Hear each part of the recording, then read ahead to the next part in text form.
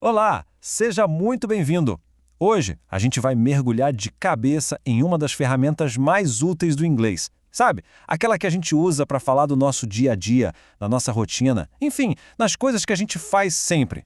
Sabe aquela situação? Alguém pergunta em inglês como foi a semana, o que você faz e trava tudo? As palavras simplesmente não vêm?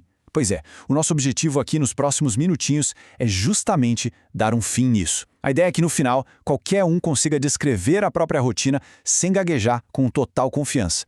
E para falar de rotina em inglês, existe um tempo verbal que é assim, perfeito para isso. O nome dele, Simple Present. Pensa nele como a nossa ferramenta principal, a nossa base para descrever hábitos, costumes, tudo aquilo que faz parte do nosso cotidiano.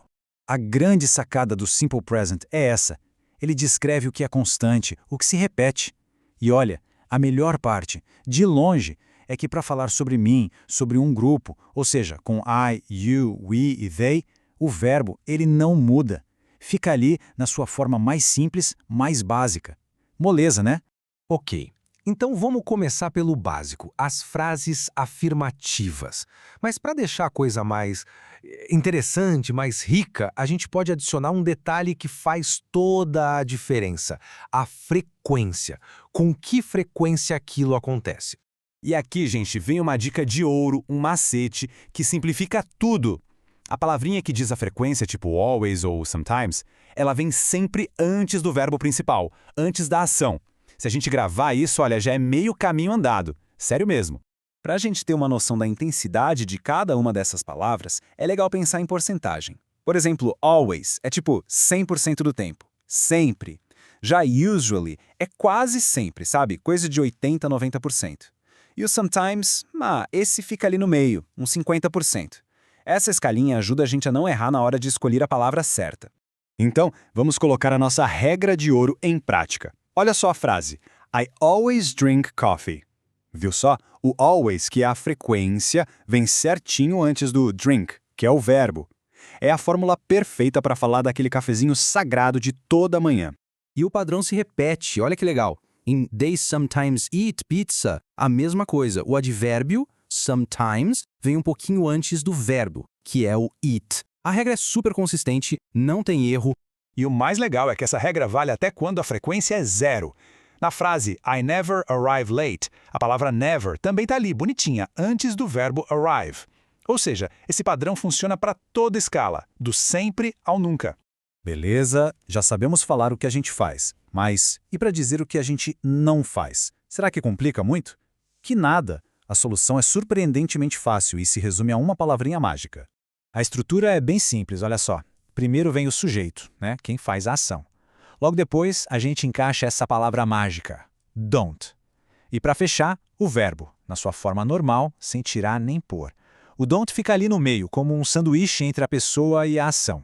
Vamos ver um exemplo prático. I don't like spicy food. Simples, direto ao ponto. Tá vendo? O don't faz todo o trabalho de negação. O verbo like fica ali quietinho sem mudar nada. Mais um para fixar bem. We don't live near the beach. De novo, a mesma lógica. Sujeito, we, depois o don't e, por fim, o verbo live. É uma receitinha de bolo que funciona sempre. Ok, já sabemos afirmar, já sabemos negar. Qual o próximo passo lógico? Perguntar, claro.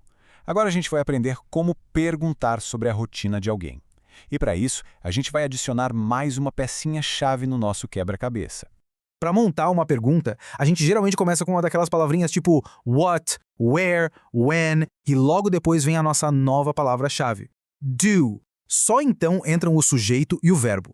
E aqui tem um detalhe muito importante, esse do não tem tradução, tá? Ele é tipo um sinal, uma bandeirinha que avisa, ei, isso aqui é uma pergunta.